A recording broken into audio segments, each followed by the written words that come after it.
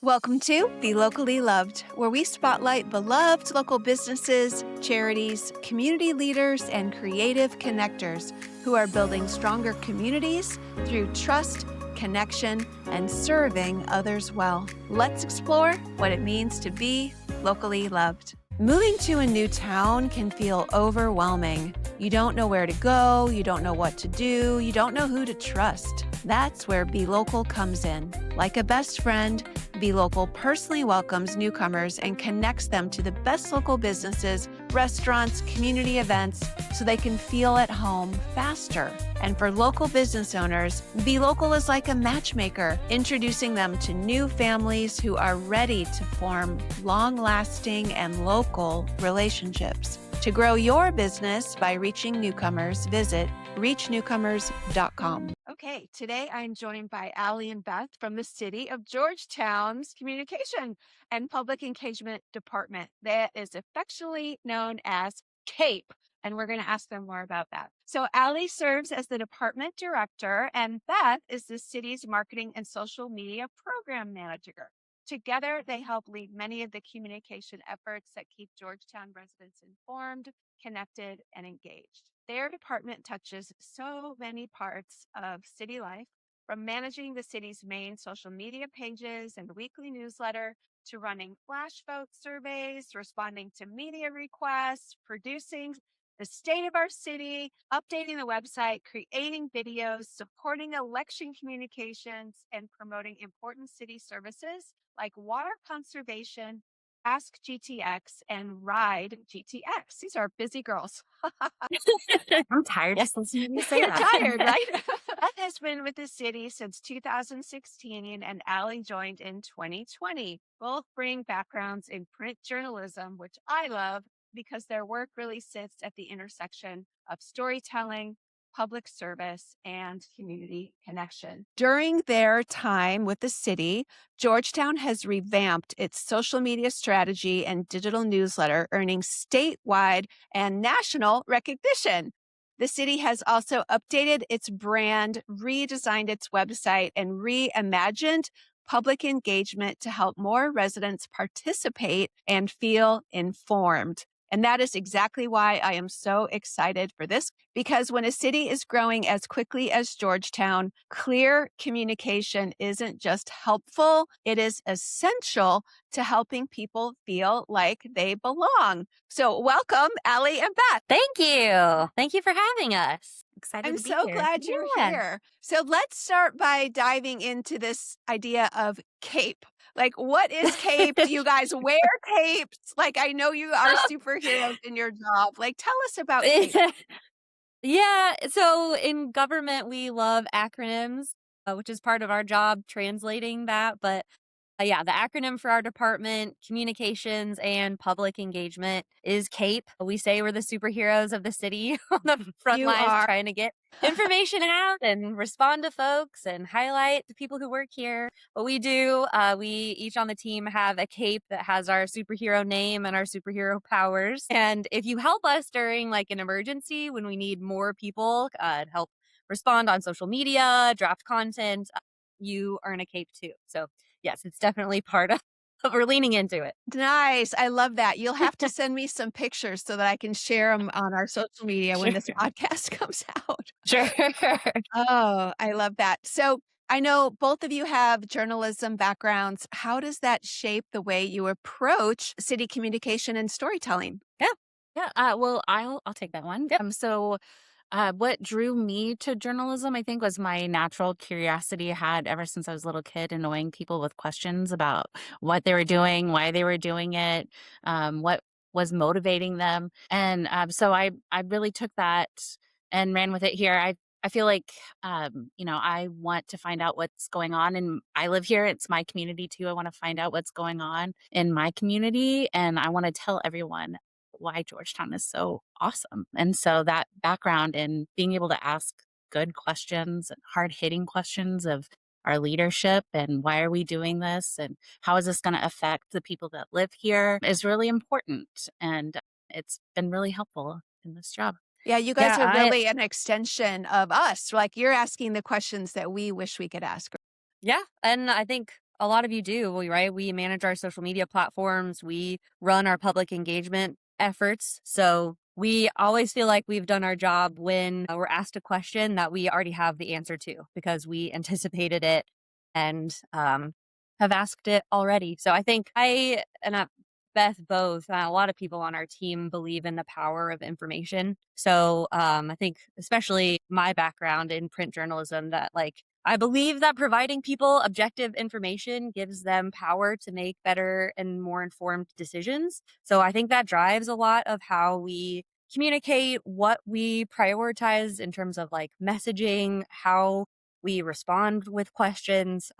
Definitely is the like main driver behind a lot of our intention. But there are other things we're being asked to do as government professionals and as government communicators that are a completely separate discipline from journalism, which has been a really interesting shift for me and my mentality. And I'm really lucky we have very talented people on staff who can help adjust that. But yeah, that's more into like behavior change. A really good example we talk about often is water conservation. Mm, One of the things my team is tasked with is trying to help understand why people can't or won't conserve water or change their yard from, non-native turf to native landscaping. And that's a very different discipline than just providing information, right? We provide information all the time about why water conservation is important and what we're trying to accomplish, but that doesn't or hasn't led to people, changing their behavior. So now we're more trying to figure out what are those barriers, what misinformation or misconceptions do people have around some of these strategies or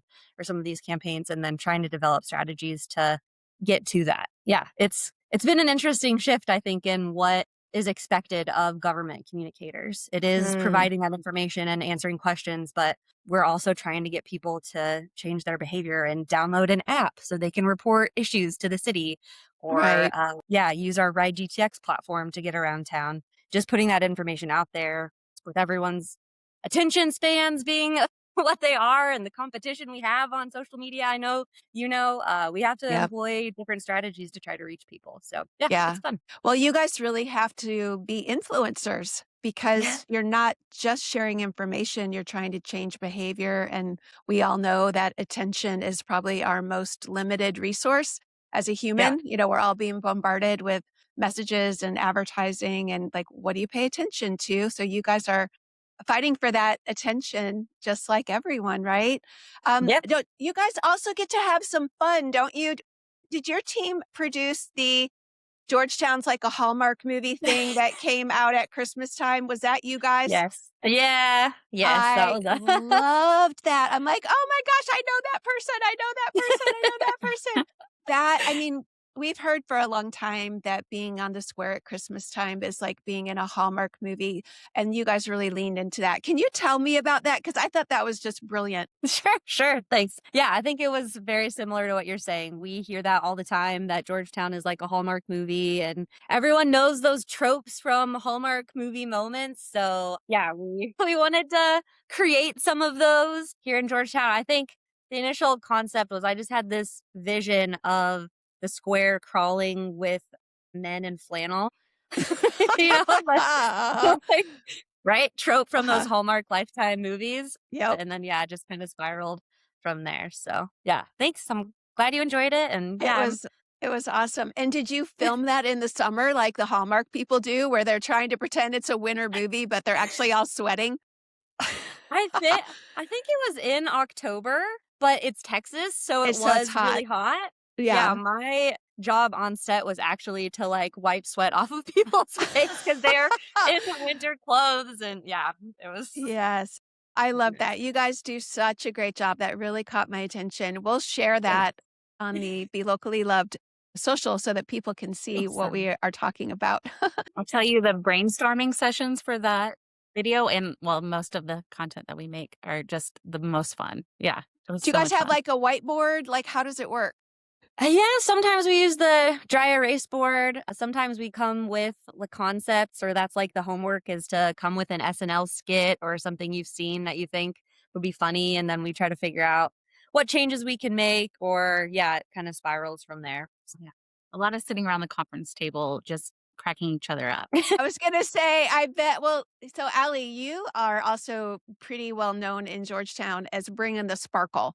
Like when I see you, you are like blinged out. So tell us about that. Sure, sure. I mean, and how it relates to like what we do at the city or just my Well, affinity for, yeah. yeah, like how your personality helps you be so great at your job. Yeah, I think like Beth was saying that curiosity helps, and then I'm going to sound a little bit like Leslie Knope, and if you talk to other government officials, they will tell you that Parks and Recreation is a documentary about working in local government. It's not a comedy.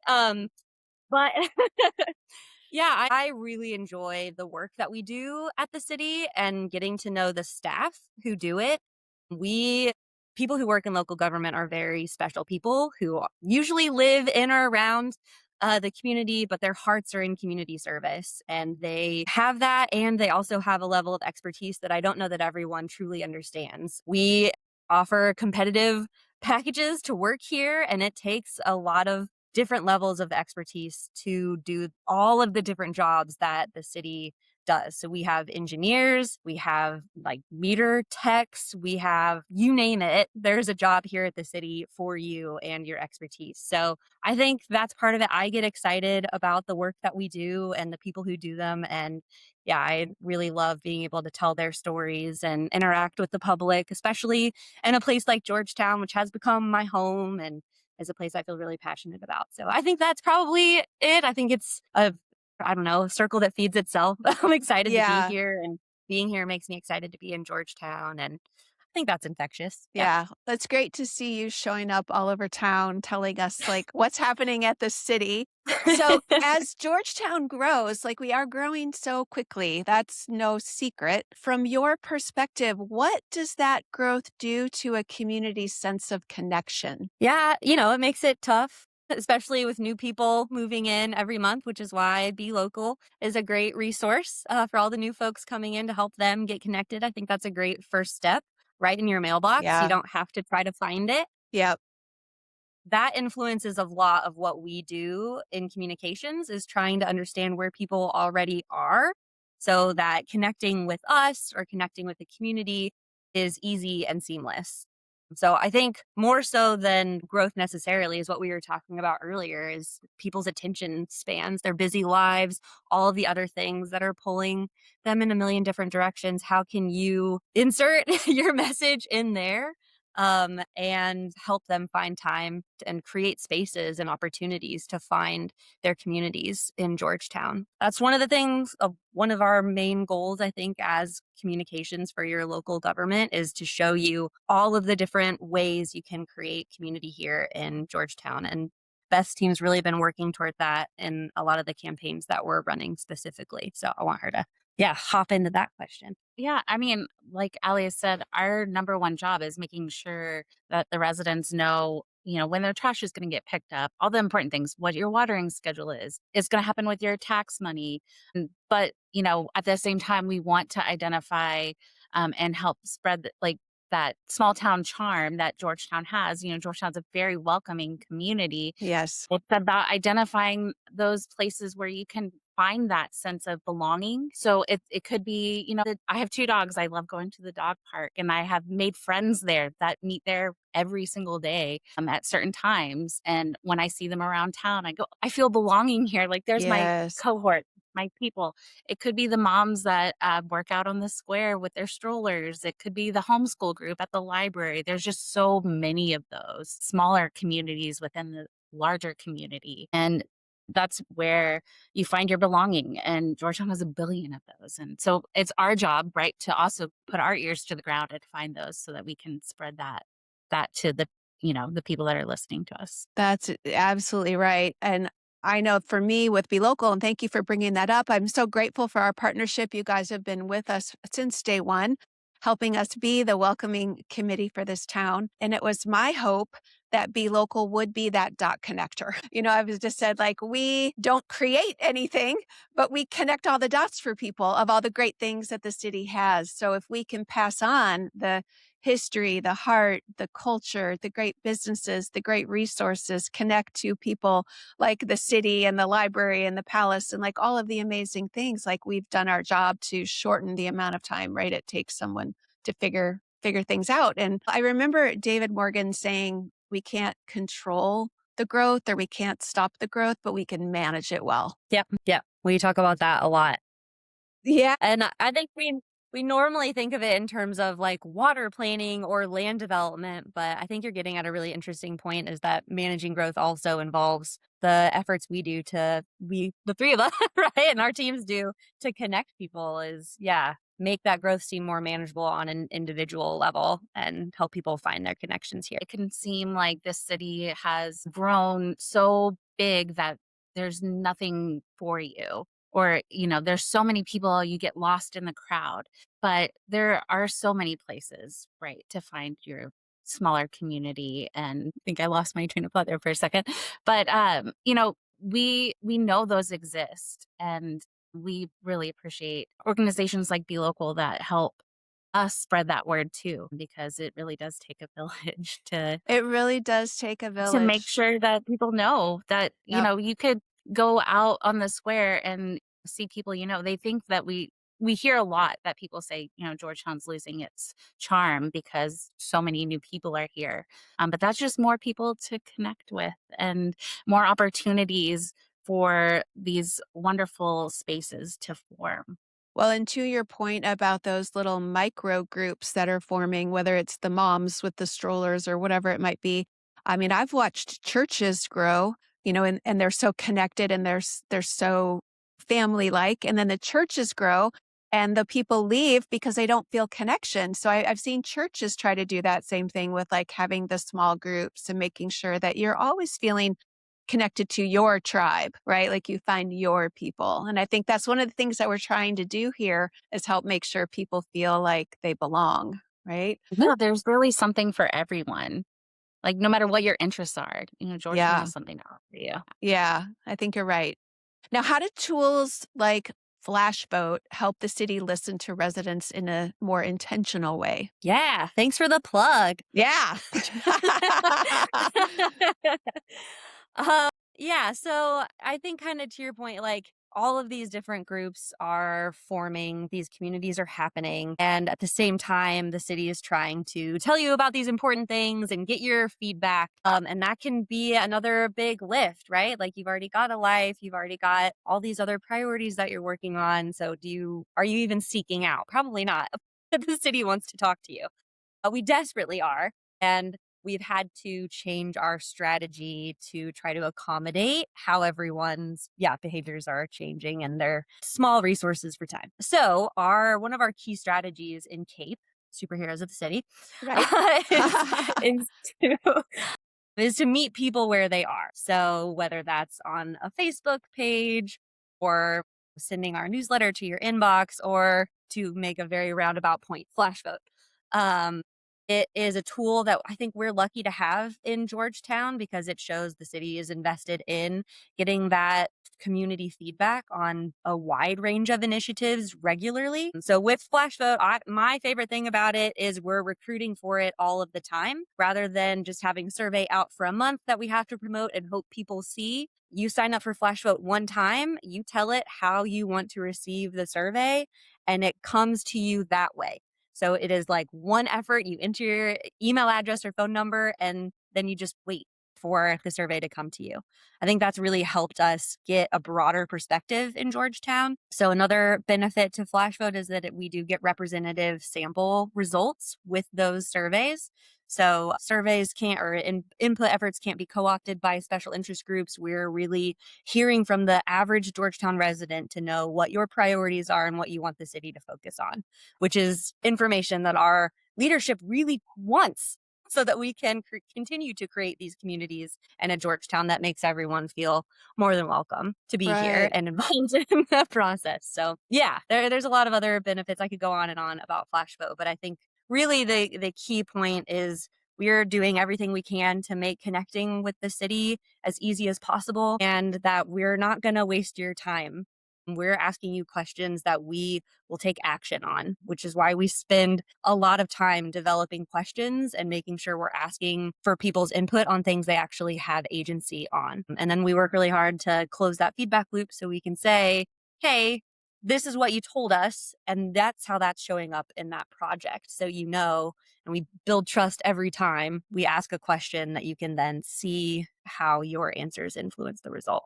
So. Is Flash Vote something that you guys created? Is it happening in other cities around the US? Like, where did that come from? Yeah, City didn't create it. It's its own separate software, and they have some other clients in and around Georgetown. But I think we're one of the first ones who really signed up because leadership saw the benefit to it, to really be serious about public engagement and ask those questions that we need answers to, and to help get a representative sample. So we aren't just turning our wheels to only hear from the same, 5 people. We're Right. hearing from all of Georgetown so that our decisions reflect the community. I love that. So where can people go to get plugged into Flash Vote? Yeah, it's flashvote.com/Georgetown TX. So Okay. yeah, it's on our website too. If you search Flash Vote, I think, yeah, if you just search Flash Vote, you have to enter demographic information. That's how we can kind of splice the data different ways. And so it might even just be flashvote.com and you can sign up. And when you enter your zip code, it probably pops up for Georgetown. So Okay, good. Well, hopefully we can help get a lot of people on that for you through this hey, podcast. And that actually leads to my next question about how does the city build trust through communication? Because there is just like so much online that it's hard to not be skeptical about what you see and what you read in a digital form of communication. So like how do you handle that? yeah, I think one of the great things that our team has done in the last couple of years, and Ali mentioned it earlier, is going where people are. Because I can sit at my desk all day and push out information. But like you said, there's a lot of noise on the internet, and it is hard sometimes, even when stuff sounds like it's coming from an official source, to suss out what was true and accurate. And so we go to a lot of events that are already happening in the community. And we take people from different departments. So I know our transportation guys go out to a lot of meetings with us. And we have our Ask GTX platform that goes out to a lot of events to promote their services. But we take those people that are the subject matter experts out too. So it's not just coming from, the social media ladies. It's coming from like the people that actually know what they're talking about and can answer those harder questions that I'd have to sit and do research for hours to try and figure out how to answer. But yeah, so face to face is a big thing um, when you're trying to make sure people know they can trust you, right? We've heard before at events like people walking through City Hall and seeing, our desks and our pictures with our families and oh, y'all are real people. We are. And a lot of, like Ali said, a lot of us live here or, we work here. So we care about what happens to Georgetown too. And so, yeah, it's a lot of that. And then, yeah, because we can communicate face to face with people and they can help spread our message too, which also helps build trust in the community because it's, all of y'all out there commenting and telling people what's happening here. So what yeah, does your event calendar look like? Like what events do you go to, every month or every quarter or every year where people can run into you? yeah. Hopefully, they don't have to look very far. Like if there are if they're already going to like a parks event, we'll try to have a booth there too. We're not the parks department. We work with the great people at the parks department, but they attract a different group of people than our library might or a water conservation event. So we really just try to go wherever they'll take us. Just this morning, our Ask GTX and another member of our team, Cindy, she's in charge of that tabling events calendar. They're out at Sun City. They have twice a year, they have an event for new members. So they gave us a table out there so we can introduce like new Sun City residents to city stuff. Yeah, we go to parks stuff pretty regularly. Last week, we actually got invited out to Wolf Ranch. They had a whole open house in their neighborhood just for city staff to come to. And we ate that up, took advantage of captive audience Yep. to get our word out there. But we do have a couple events. Our main one is usually in March. It's the state of our city event. That's kind of our big. This is what's happening in Georgetown. Come meet staff. We usually have some kind of survey, probably flash vote out.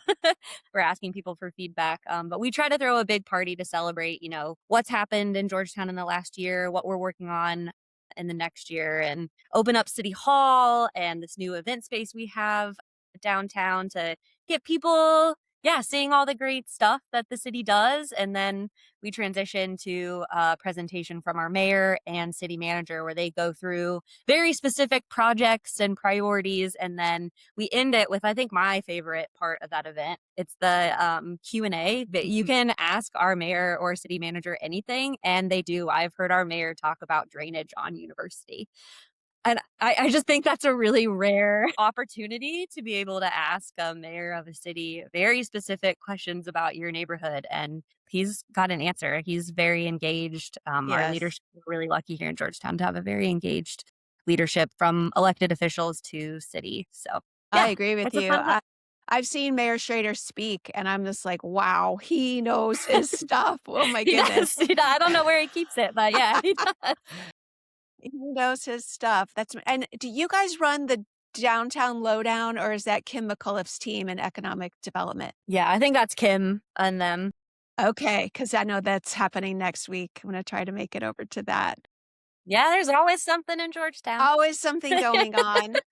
Well, I know that the city has won recognition for its social media and its newsletter strategy.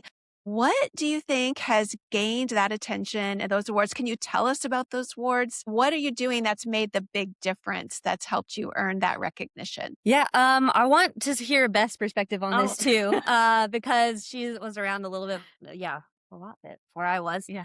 But to me, I think this is going to sound, I guess, interesting because we're a bunch of creatives, right? We've talked about our brainstorming sessions, but we are a very data-driven department. So we look at metrics all the time to see what's working. We experiment, which sometimes comes with failure, right? But I think being open and okay with that failure leads to better outcomes eventually because you can try new things. And if it flops, learn from it and try That's right. again. So yeah, we've really tried to understand how our messaging is landing, how it's creating engagement with people. And once we find something that works, we lean into it. So I think one of the interesting things to me that we found is less is more. We're the main channels for the city. So we had been yes-anding a lot of content requests. Like, let's just churn that information out all the time. And we were finding we were losing followers, our engagement rates were plummeting, which if you know anything about the social media algorithms, one bad post can lead to like worse results on all the other posts and vice versa, right? A good post Right. will lift up all the other ones. So Right. yeah, we actually have found that when we focus more on high quality content like the Hallmark video, we can't do that all the time, but that helps certainly the rest of our posts for that month. High quality posts and really that two-way engagement where if we see something that's getting engagement, interacting with the people who are interacting with us to try to create that feedback loop that's helped us immensely reach a lot more people and have way more engagement on our social media I think we had been averaging almost 4 posts a day or something like that. And now it's like 2. So, and it's actually reaching more people, which doesn't make sense to reporters. More information is better. But it was having diminishing returns. So I think that, and we have a really talented team. If you ever have any openings for other podcast episodes, I think you'd get a hoot talking to a lot of the other folks on the team, but they really have helped up our game. But I think that those are my. Send them my way. I would love to have them. So what awards have you ditto. won? Like, what are the specific awards? Gosh. Well, we've definitely won for the newsletter. Right. Best newsletter in the state and in the nation. Yeah. Yeah. It's good. Subscribe. It's amazing. Yeah. Let's see. We've also won for best unplanned social media post. We leaned into we just posted, hey, one day. It was, I think, Get to Know Your Customers Day on the national calendar. And we just posted, hey, and the interactions we got from that were incredible. I think that was my most fun day at work ever. What kind of things did people say? who let their grandma get a hold of the city's social media. But we got a lot of highs from or hellos from other cities in our area, and from other organizations. And so it was just a chance for us to, banter back and forth with people. And it's like to what Ali said before, that's the kind of stuff that helps boost the really important messages that, people may not want to see, but they really need to see. I'm trying to think of the other awards we won for some of our videos. And was that last year or the year before last? We won a Diamond Award from our National Communicators Association for one of the videos that we've done. So that was really exciting. Well, you Yeah, definitely thank have we to won for our submit website. Yeah, we won for our website too. Yeah. for your website, and you definitely have to submit the Hallmark one for an award because I think that one's outstanding. We found out, I think, last week that we won a statewide award for it. So yeah, we'll go. Oh, you guys are just right. As your office is probably full of Yeah. awards everywhere. We fight with the secretary's office for a room in the trophy. That's awesome. Well, Yeah. part of the purpose of this podcast is not just, spotlighting the people, places, and ideas that help communities thrive, like the CAPE department at the city of Georgetown, but also to be a beacon for other cities around the nation, that are wanting to get more community engagement, that are wanting to be a place that people want to live and move to.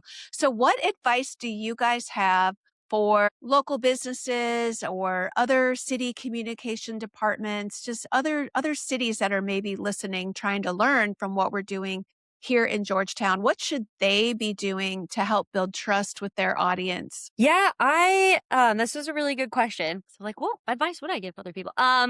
And I think there's so much great content out there, right? We see it every day as we're scrolling through. I think it can feel intimidating and overwhelming to try to put your foot into that realm specifically for like social media. So my main advice is to try to understand what your goals are, so you're not just doing everything all the time. Once you understand, who your audiences are, what your goals are, then you can start thinking through and definitely talking to other people about how you get there. Whether that's like informally asking your customers as they pop in, or posing questions on your channels just to see, how would our audience respond to this versus that? Does this interest you? Does that?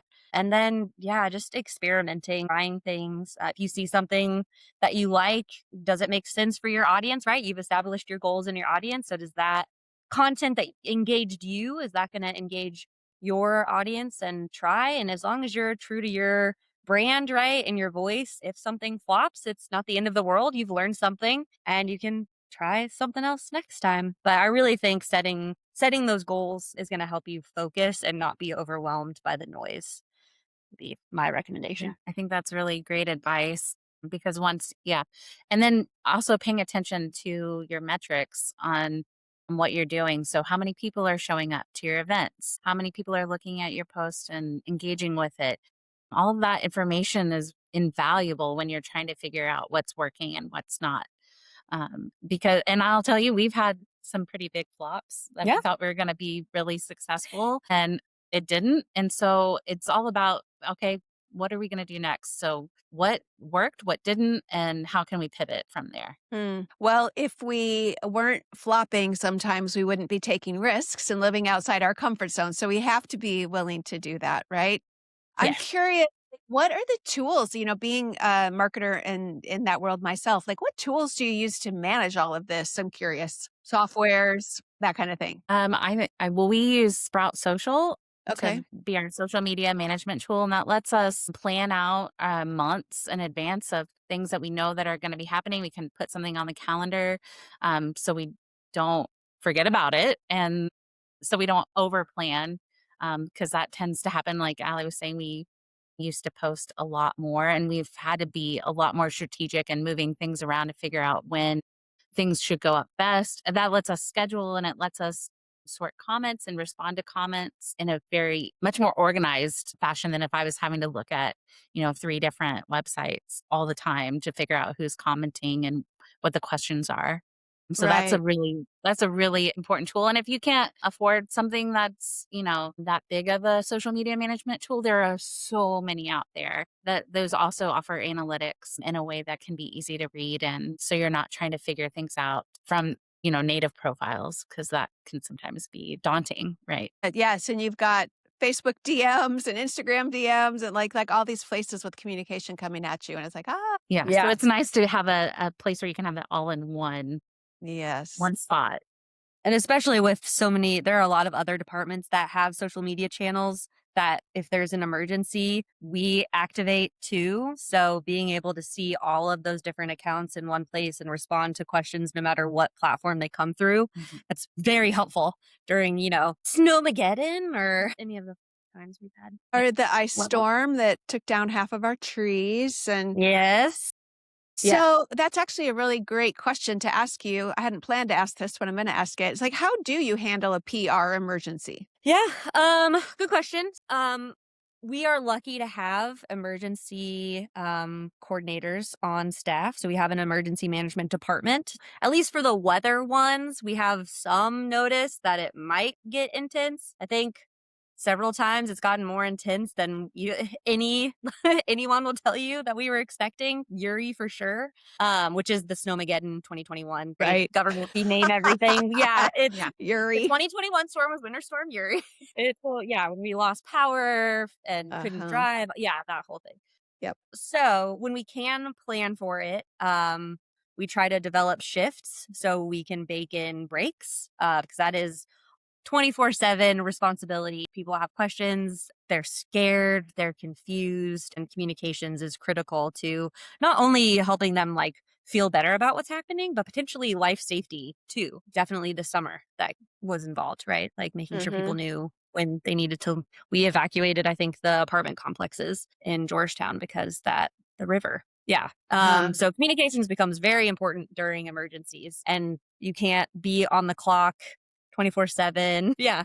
And still, yeah, have, I don't know, the emotional capacity to deal with what you need to deal with too. So we have cross-trained several people across the city to help us in emergency response. And we rely on Sprout to help manage those questions. We have a call center that we activate so people can call as well. And sometimes the internet's down. So that's our only option for communication. And then we have to be really careful about the messages we put out to make sure they are accurate and timely and have information people need. So we work through a command structure that goes through what messaging is approved, what do we need to get out now, and that can change on a dime. So we typically have one or two people at least per shift that are drafting messaging and responding to requests for new messages, and then a whole other set of team of folks that are monitoring and responding to comments. So yeah, well, and then, we need to document it, right? So we usually try to, if it's safe, send out a videographer and get some footage of staff working so people can see, I know your power's not back on yet, but here's the crew that's trying to get it back up. And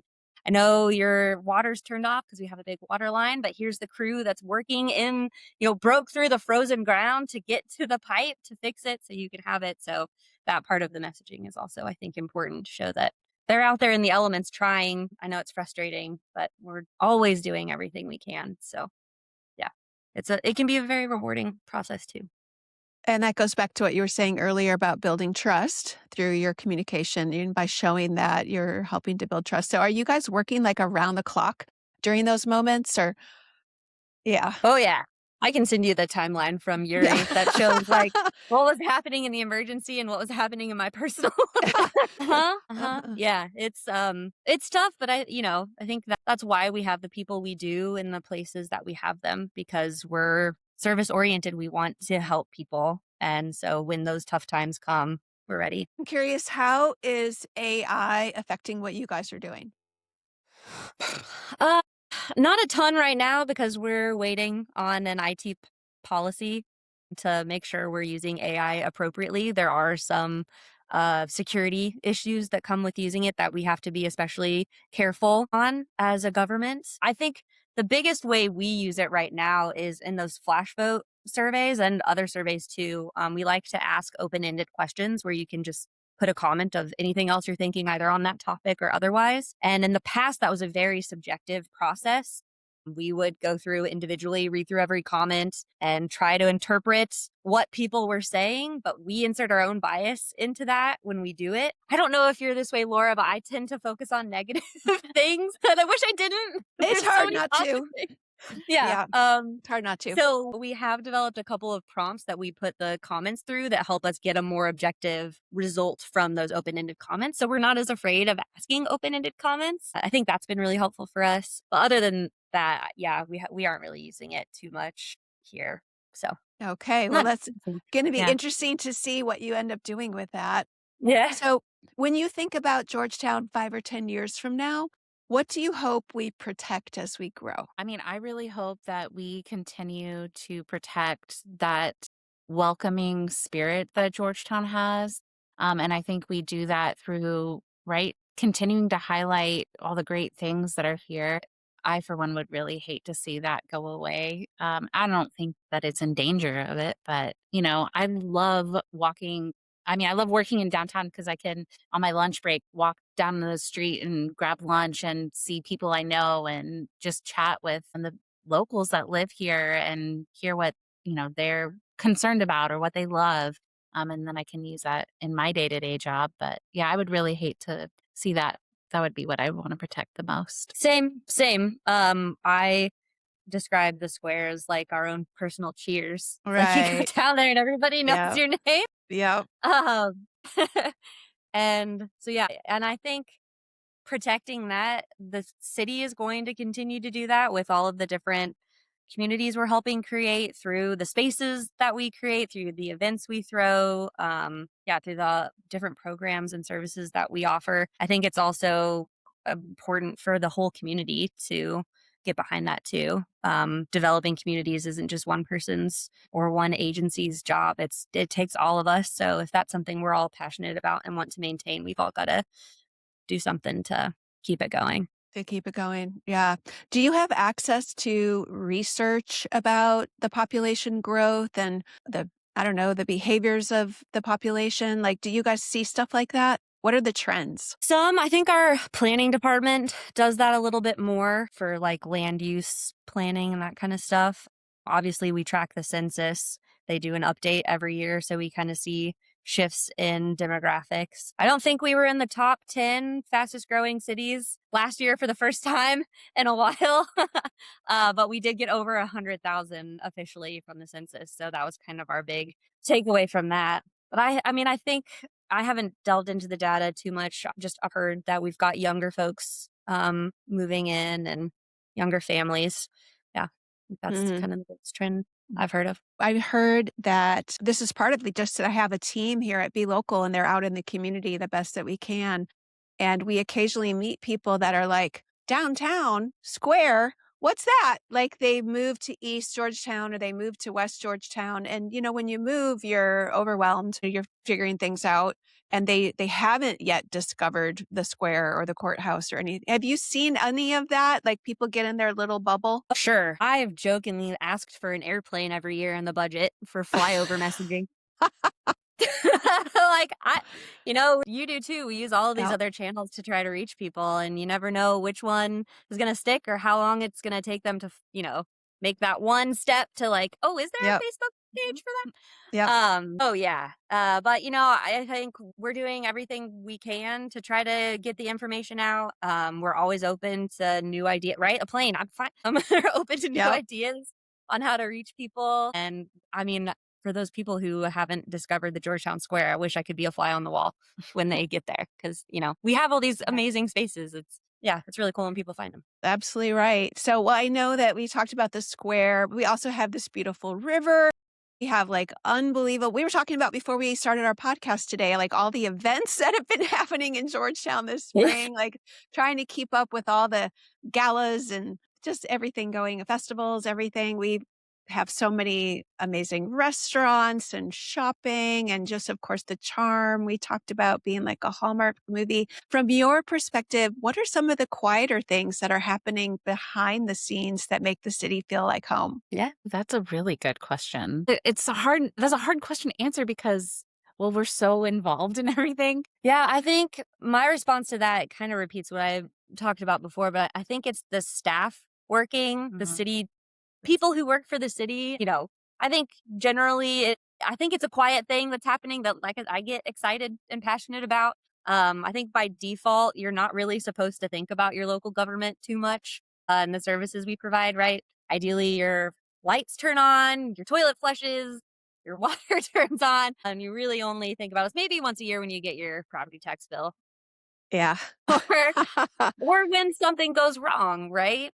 But for you to take those things for granted takes an entire team of people working every day behind the scenes to make that possible. That's part of our mission is to share the stories of those people, the work they do and the human that they are, right? Their families, their interests, their hobbies, so that you can see that, if something does go wrong, there is a human behind that trying to set it right with the expertise needed to do it. So I don't know that that's like a, event or something, but to me, that's a quiet thing that we're trying to make a little bit louder so that people can see. And then, yeah, when something does go wrong, they have a little bit of trust that we know what we're doing and we're working whatever time of day or night to try to set it right. That's a really interesting perspective. I like that. Oh, Yeah. thanks. Mhm. So if we've inspired someone to work for the city, like how would Hopefully. they yeah, like how would they like investigate that? How would they apply? Like where would they go? Sure. We have a really great website, georgetowntexas.gov/jobs. And there's so much information there with all of the job postings, but there's also a really great page, and I believe it's called Why Work Here. And there's a lot of good information about benefits and all of the wonderful reasons that you should want a career in city government. And one of the things is that you get to make the place that you live or that you spend a lot of time even better. And so it's a really wonderful place to work. Yeah. Yeah. Well, thank you guys so much for joining me today on this podcast. Is there anything else that Yeah. you'd like to share before we wrap? I mean, thanks for having us. We like getting to talk about our jobs. So we found other people do too. So yeah, look for the city content and all the rest of it and be local. Especially if you're new to the area or looking for how to welcome new folks to your community. I think it's a really great model. And yeah, if you want more regular updates from the city, definitely subscribe to our newsletter. Comes out every Thursday, and it's got a lot of really great information that you don't want to miss until I get an airplane. Right. What do the kids say?